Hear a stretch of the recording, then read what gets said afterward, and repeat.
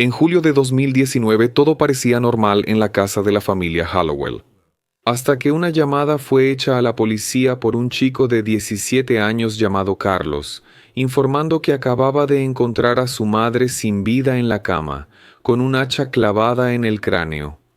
El caso de hoy va a contar una historia de amor e indiferencia, de acogida e ingratitud. Cuando una mujer que solo dio cariño y amor fue asesinada mientras dormía por un solo golpe de hacha por la ingratitud de su propio hijo. Hoy ustedes conocerán el triste caso de Denise Hallowell.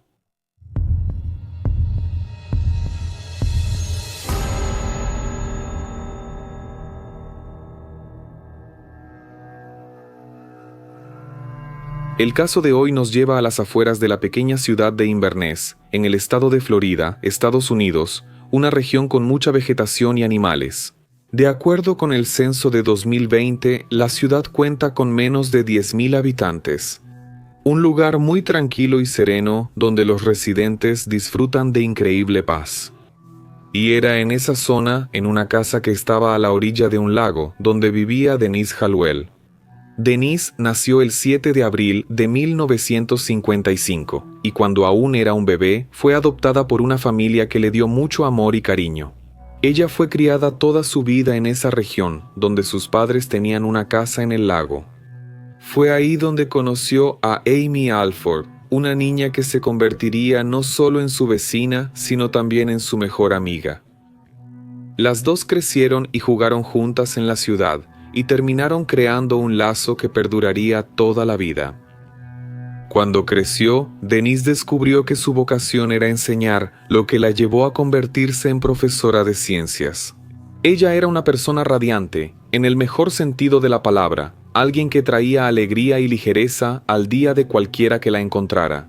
Además de ser extremadamente acogedora y altruista, su manera alegre y cariñosa de ser rápidamente conquistó el corazón de los alumnos, y se volvió querida no solo por ellos, sino también por todos los colegas con quienes trabajaba. Sin embargo, también era una persona reservada cuando se trataba de sus sentimientos y problemas personales, y casi nunca los confesaba a nadie. En lugar de eso, prefería desahogarse en sus diarios, los cuales mantenía organizados. Después de 2 matrimonios que no funcionaron y aún sin hijos, decidió darle a un niño la misma oportunidad que ella tuvo: adoptar. En 2004, a los 49 años, Denise adoptó a un niño de apenas 4 años llamado Carlos, nacido en Guatemala, que entonces pasó a llamarse Carlos Hallowell.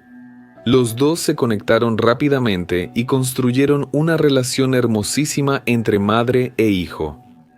A medida que fue creciendo, Carlos se convirtió en el famoso hijo prodigio. Era un joven carismático, popular, extrovertido y que se destacaba tanto en los estudios como en los deportes, especialmente en el fútbol americano. Eventualmente, los padres de Denise fueron envejeciendo y ella regresó a Inverness para cuidarlos, y en ese regreso, obviamente, llevó a Carlos con ella. Años después, sus padres murieron y Denise y Carlos siguieron en la propiedad. La vida allí no era complicada, cuidaban de animales, y Carlos, cuando ya tenía 16 años, incluso consiguió una novia llamada Kayla, a quien Denise adoraba. Es decir, todo parecía una vida perfecta en el campo, hasta que una denuncia de abuso infantil sacudió la imagen de toda la familia. En 2013, cuando Carlos tenía alrededor de 12 años, Denise decidió que quería adoptar a otro niño y creyó que tener a otro niño en la casa enriquecería aún más la experiencia familiar. Y fue así como ella recibió a Ángel, un niño de 8 años nacido en Honduras. Sin embargo, las cosas no salieron como ella esperaba. A diferencia de Carlos, Ángel llegó con una carga emocional mucho mayor y más complicada, y los dos no se llevaban bien, lo que generó una enorme frustración. En los planes que ella tenía para los chicos, también era un hecho que su relación con el hijo menor no era de las mejores, y muchas veces resultaba en que el niño se escapara de casa. En una de esas huidas, en el año 2015, Denise tuvo que llamar a las autoridades para que pudieran encontrarlo. Después de horas buscando, finalmente lo encontraron en un almacén de la casa de Amy. Con eso, la policía decidió investigar la casa de los Hallowell para ver si esa fuga había sido resultado de malos tratos o abuso. Y cuando entraron al cuarto del chico, todos se quedaron en shock. El cuarto estaba prácticamente vacío, con solo un colchón inflable sobre una base de metal. Había algunos libros apilados en el suelo y también un balde. Las ventanas estaban atornilladas y la puerta se cerraba con un seguro externo. Parecía mucho más un cautiverio que un cuarto para que viviera un niño. El servicio de protección a los niños fue activado de inmediato cuando los agentes del servicio social llevaron a Ángel a una sala especial de entrevistas. Él dijo que vivía encerrado en el cuarto y que sufría malos tratos por parte de su mamá y su hermano. También afirmaba que había sido humillado en varias ocasiones, teniendo que usar un balde para hacer sus necesidades fisiológicas y limpiar su propio cuarto completamente desnudo.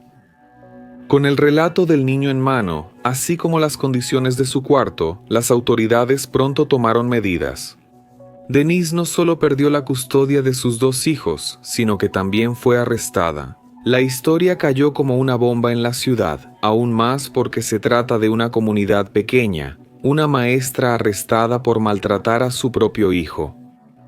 Debido a la amplia cobertura mediática en ese momento, el caso terminó llamando la atención del defensor público Bill Grant, quien se reunió con Denise para escuchar su versión de la historia. En ese momento, ella ya tenía unas 2 semanas en la cárcel. Los dos pasaron un buen rato conversando, y al final del encuentro, Bill salió de ahí convencido de que Denise era inocente de todos los crímenes de los que se le acusaba. Pero ¿cómo era eso posible, con varias pruebas señalando que el chico era la víctima? ¿Cómo podía ese abogado ver a Denise como inocente? La respuesta estaba en documentos de ella y de profesores y pedagogos sobre el comportamiento de Ángel. En los diarios que Denise mantenía, ella desahogaba lo perdida que se sentía con los cuidados de él y explicaba por qué el cuarto del niño era de esa manera. Ángel tenía varios ataques de ira, por lo que era casi imposible de manejar. Durante esos episodios, él arrojaba objetos a ella y a Carlos, lo que justificaba que no tuviera nada en su cuarto, salvo algunos libros. Ese comportamiento agresivo fue corroborado por varios documentos escritos por profesionales de la escuela, que también señalaban al niño como alguien de personalidad inestable. Las puertas y ventanas estaban cerradas con cerrojos porque el chico solía escaparse en la noche. El balde era solo para emergencias, en caso de que Denise no pudiera, tal vez, despertarse en la noche para llevarlo al baño. Quizá las alternativas que eligió para contener a su hijo no fueron las mejores, pero ella creía que no estaba violando ninguna ley y solo estaba intentando hacer lo mejor para toda su familia. Carlos, en ese entonces, con 13 años, estaba haciendo de todo para conseguir la libertad de su madre. Primero, él también fue entrevistado por los agentes sociales y su versión coincidió casi por completo con la de Denise en su diario. Pero, para conseguir un caso inquebrantable ante la justicia, Bill sabía que necesitaba hacer una última cosa: probar que Ángel no era confiable. Por ser un niño, era necesario tener mucho cuidado para no presionarlo o incluso traumatizarlo en el proceso de un nuevo testimonio, o usar recursos que no podrían aplicarse con menores de edad. Considerando eso, Bill solo le pidió al niño que repitiera su versión de la historia. Mientras él iba hablando, el abogado lo fue cuestionando de manera sutil, usando la misma información que había recolectado antes con Carlos, Denise y la escuela del chico. Y fue ahí cuando empezaron a aparecer huecos en la historia. Ángel empezó a cambiar la narrativa, diciendo que a veces tenía esos ataques de ira, incluso lejos de su madre, y que se confundió en varios momentos al volver a contar su versión de los hechos. Eso fue suficiente para que Bill comprobara que el niño no era un testigo confiable y que todas las acusaciones contra Denise fueran retiradas. Después de meses en prisión, Denise finalmente fue liberada. Sin embargo, su imagen seguía muy manchada en relación a la custodia de sus hijos. Ella logró recuperar la de Carlos sin problemas, pero la de Ángel no, ya que los empleados del Servicio de Protección al Menor consideraron que era mejor que el niño tuviera un nuevo comienzo en una nueva familia, especialmente pensando en su rehabilitación. Denise entonces entregó la custodia del niño y solo Carlos regresó a casa. Todo indicaba que, con el tiempo, la paz volvería a reinar en la familia. Pero nadie podría imaginar que, pocos años después de ese problema, Denise sería encontrada en la cama de su propia casa, con un hacha de acero clavada en la cabeza.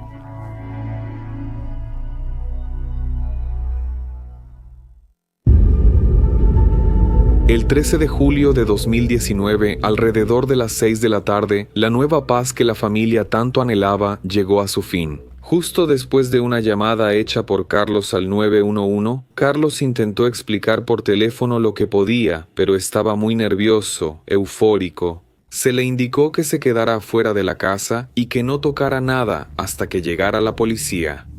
Al llegar al lugar, la policía se dio cuenta de que había algunas huellas en el camino de tierra que llevaba a la casa, y por lo tanto, instruyeron a las otras unidades que venían en camino a pasar por un lado para no dañar esa evidencia. Con las armas en mano, entraron en la propiedad. Todo parecía dentro de la normalidad y no había ninguna señal de que alguien hubiera hecho algún desorden ahí. Con cautela, fueron avanzando hasta que llegaron al cuarto de Denise, que tenía la puerta entreabierta. Cuando la abrieron, se encontraron con una escena que parecía haber salido directamente de una película de terror. Denise estaba acostada de lado, en la cama, y en su cabeza estaba enterrada casi por completo la hoja de hierro de un hacha. Y cuando digo hacha, no me refiero a una hachuela, me refiero a esas que la persona necesita usar las dos manos para manejarla. La herramienta pertenecía a la familia y se guardaba en un cobertizo fuera de la casa. Sorprendentemente, incluso con una herida así, Denise todavía estaba viva, pero respirando con mucha dificultad. Sacar el hacha estaba fuera de cuestión, y los paramédicos que llegaron intentaron todo para mantenerla viva. A pesar del esfuerzo conjunto, policías y rescatistas no lograron mantenerla viva por mucho tiempo. Y minutos después, fue declarada muerta en el lugar.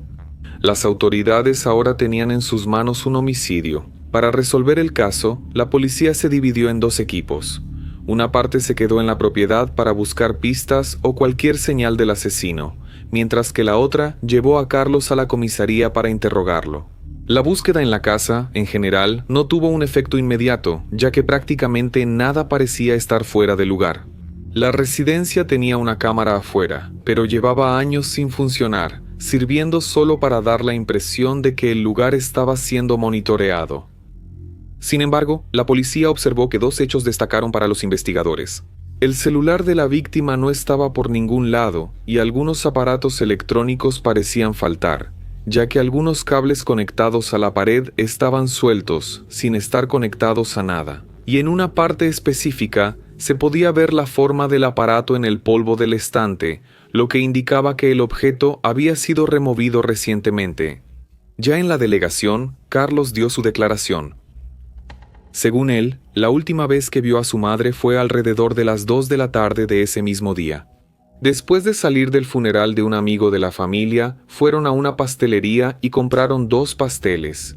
Al llegar a casa, comieron y se fueron a sus habitaciones a descansar. Carlos pasó un tiempo viendo videos en su celular hasta quedarse dormido. Alrededor de las 16 horas se despertó asustado. Los perros estaban ladrando afuera de su cuarto. Eso no era común, ya que el espacio donde estaban los animales estaba al otro lado de la casa.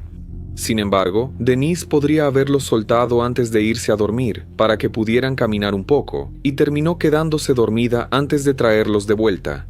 Al salir del cuarto para llevar a los perros de vuelta, él notó que la puerta del cuarto de su mamá estaba cerrada, creyendo que probablemente ella todavía estaba descansando. Entonces salió y se dio cuenta de que las 2 puertas de la casa estaban abiertas y que algunos de los otros animales que tenían se habían escapado. Carlos fue al cuarto de su mamá para buscar juntos a las otras mascotas. Y fue en ese momento cuando se encontró con la escena que ya les describí. Cuando le preguntaron sobre cualquier imagen que pudiera haber sido captada por las cámaras de la casa, él mencionó que solo había una cámara externa y que ya no funcionaba desde hacía tiempo. Él también aceptó dejar su celular con la policía como evidencia. Dado el hecho de que el joven aún tenía 17 años, no podía permanecer en su casa sin la presencia de un adulto. Por lo tanto, el Servicio de Protección a Menores fue llamado para que encontraran un hogar temporal para el joven, o fue llevado a la casa de Amy, la amiga de mucho tiempo de Denise. Los dos empezaron a hacer los preparativos para su funeral, pero aproximadamente una semana después, él fue enviado a una nueva familia temporal. Los investigadores rápidamente plantearon la posibilidad de que Ángel, que en ese momento tenía 14 años, fuera el asesino, tomando en cuenta todo el historial de su pasado problemático en la familia. Esa sería la respuesta más obvia. Sin embargo, esa fue una hipótesis descartada rápidamente. El día en que Denise fue asesinada, Ángel estaba en la cárcel por robo a mano armada. ¿Recuerdan el celular de Denise y los electrónicos que desaparecieron de la casa? Después de registrar la casa y no encontrarlos, la policía decidió ampliar el área de búsqueda al lago que estaba al lado. Se llevó un equipo de buceo y aunque la búsqueda parecía poco probable, fue sorprendentemente exitosa. Tanto el celular como los dispositivos fueron encontrados a solo unos metros de la orilla del lago. Curiosamente, esos dispositivos eran los equipos de las cámaras internas de la casa. Esa podría ser la oportunidad de oro para resolver la investigación. Intentaron recuperar las imágenes, pero lamentablemente lo poco que lograron no contenía imágenes del día del crimen. Tampoco encontraron nada en el celular de Denise.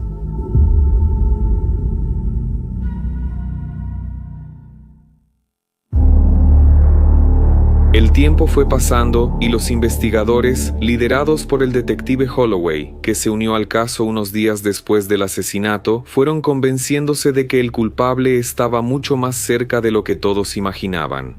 Esa opción se volvió cada vez más probable, ya que la policía no encontraba ninguna evidencia de que eso hubiera sido obra de un intruso. Y, como la hipótesis de Ángel ya había sido descartada, las posibilidades se fueron reduciendo cada vez más hasta un solo sospechoso. El sospechoso era el propio Carlos. Esa sospecha ya se había considerado en otros lugares fuera de la comisaría. En la casa de Amy, todos durmieron inquietos durante su estadía allí. Dada la posibilidad de que la joven hubiera metido a un asesino en la casa, lo que podría poner en riesgo a su familia. Los otros amigos de Denise también ya tenían esa sospecha, ya que, algunos días antes del crimen, ella confesó que tenía miedo de su propio hijo y que no sabía muy bien qué hacer. Cabe recordar que Denise afirmó ser muy reservada y privada, y que rara vez compartía detalles sobre sus sentimientos y problemas. A medida que los investigadores profundizaban en la relación familiar, se dieron cuenta de que la fama de Niño de Oro no era tan verdadera como imaginaban. Desde hace algunos años, sus calificaciones empezaron a caer y él ya venía comentando sobre la falta de interés en tener que estudiar más años en alguna universidad. Carlos estaba constantemente en fiestas, bebiendo y usando drogas. Con el tiempo, dejó de ser solo un consumidor y empezó a traficar en el bosque cerca de su casa, lo que generó un movimiento intenso de autos en el lugar, algo que no pasó desapercibido para Denise y los vecinos. En consecuencia, empezaron a surgir roces que evolucionaron a peleas y discusiones serias. En algunas ocasiones, esas peleas se volvieron físicas. Denise estaba extremadamente frustrada de ver a su hijo desperdiciar todas las oportunidades por las que ella luchó toda su vida para poder darle. Carlos estaba insatisfecho con lo que, para él, eran actitudes controladoras de su madre. Con esta nueva dirección sobre el caso, los investigadores comenzaron a revisar todas las pruebas recolectadas. Bajo este nuevo punto de vista, el celular arrojado al lago. Carlos nunca mencionó la existencia de cámaras internas, sin señales de allanamiento en la propiedad. Todo empezó a tener mucho más sentido. También volvieron a ver el video de la primera entrevista que él hizo y notaron algo que antes había pasado desapercibido. Carlos mostraba muy pocas emociones durante toda la conversación. Su expresión casi no cambiaba. Algo muy inusual para un hijo que acababa de perder a su madre de una forma tan brutal. Pero la jugada final llegó en septiembre. A través de una evidencia proveniente de su propio celular, la policía logró rastrear la ubicación del dispositivo el día del crimen. Con base en esos datos, Carlos tuvo una trayectoria que contradecía por completo su versión. No solo no estaba dormido, sino que además el sistema de posicionamiento global mostraba el trayecto exacto que recorrió esa tarde. De la casa al almacén donde estaba el hacha, del almacén al área externa donde estaban los animales, del área externa, de regreso a la casa donde la mamá estaba dormida y finalmente de la casa al lago donde se encontraron los equipos. Sin embargo, en vez de arrestarlo de inmediato, las autoridades optaron por un enfoque diferente. Lo llamaron a la comisaría el 16 de septiembre para una segunda entrevista, con la intención de obtener una confesión. Inicialmente, los dos detectives le pidieron que volviera a contar la historia, y el detective Holloway, a quien él aún no conocía, fingió ser nuevo en el caso. Carlos volvió a contar la historia, pero los detectives empezaron a presentar las pruebas que contradecían directamente su versión. Acorralado, empezó a cambiar la historia en un intento de justificarse. Sin embargo, cuando presentaron el sistema de posicionamiento global del celular, el joven ya no pudo hacer nada más, y afirmó no recordar bien el día de lo ocurrido, solo que había salido de casa y tomado el hacha. Las autoridades, con una orden de arresto, mantuvieron a Carlos en prisión por homicidio culposo premeditado. A pesar de que todavía era menor de edad, el Estado optó por juzgarlo como adulto, pero eliminando la posibilidad de pena. Siendo así, él quedaría fácilmente susceptible a la posibilidad de cadena perpetua.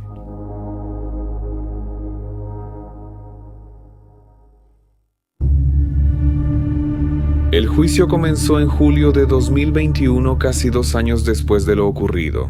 La fiscalía trabajaba con el escenario en el que Carlos había premeditado el crimen, porque le molestaba no poder hacer las cosas que quería, como ir a fiestas, beber, ver a sus amigos y no tener que ir a la universidad.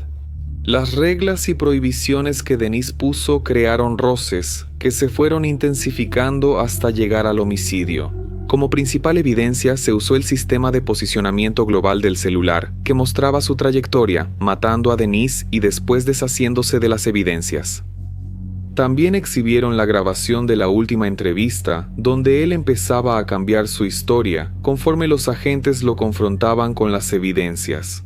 Y el hecho de que admitiera haber tomado el hacha, aunque dijera no recordar lo que pasó después, ya fue considerado una confesión. La defensa, encabezada por Ed Spate, presentó argumentos para intentar cambiar la naturaleza del delito por el que Carlos era juzgado. En lugar de mostrarlo como alguien frío y calculador, dijeron que el acusado estaba sufriendo de varios problemas psicológicos y que ese acto de violencia fue el resultado de una relación familiar tóxica que solo fue empeorando con el tiempo. También argumentaron que Carlos sufría de un profundo sentimiento de miedo y abandono, especialmente después de lo que le pasó a su hermano, Ángel. Sin embargo, ninguna de esas informaciones fue permitida por el juez que llevaba el caso, quien prohibió mencionar esos datos, así como el estado de salud mental de Carlos. Porque todo eran suposiciones, sin fundamentos verídicos, mucho menos informes médicos. Un golpe para toda la tesis de la defensa, que poco pudo hacer para contraatacar las pruebas presentadas por la fiscalía. Al final, el jurado tardó menos de 90 minutos en llegar al veredicto.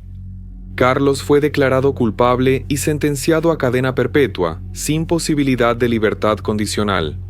A pesar de ser juzgado como adulto, recibió un beneficio por ser menor de edad en el momento del crimen. El derecho a una revisión de la sentencia después de 23 años en prisión en 2044, cuando tendrá 42 años. Tras ser arrestado, Carlos aceptó una entrevista para el programa Dateline de NBC. En la entrevista, él afirmó que él y su madre siempre fueron muy cercanos y cariñosos el uno con el otro, y que no tiene nada más que recuerdos felices de su infancia. Sin embargo, todo cambió con la llegada de Ángel a la casa. Y, incluso después de que el caso se resolvió en la esfera jurídica, el daño en la esfera familiar ya estaba hecho. Al ver que Denise decidió dejar que Ángel se fuera sin luchar por él, después de todos los problemas que causó, Carlos empezó a temer que él fuera el siguiente detalle. Él creía que Denise no peleó la custodia del niño, pero no tomó en cuenta cuánto tiempo ella luchó dentro de su propia casa, enfrentando todos los problemas sola, previo a la victoria y la decisión tomada. De acuerdo con su relato, Denise se había vuelto una persona muy controladora, no permitiéndole salir a ver a sus amigos ni a su novia, lo que generaba mucho conflicto entre los dos. Eso empeoró a medida que fue creciendo, cuando empezó a beber, fumar y no estaba seguro de si quería o no ir a la universidad. Durante las discusiones, Denise decía cosas muy duras, decía que ya no lo amaba, que no debió haberlo adoptado, y que, si ella nunca hubiera hecho eso, él jamás habría tenido las oportunidades que tuvo en la vida. Denise también mencionaba constantemente cuánto había gastado en su crianza y le exigía que empezara a traer dinero a la casa.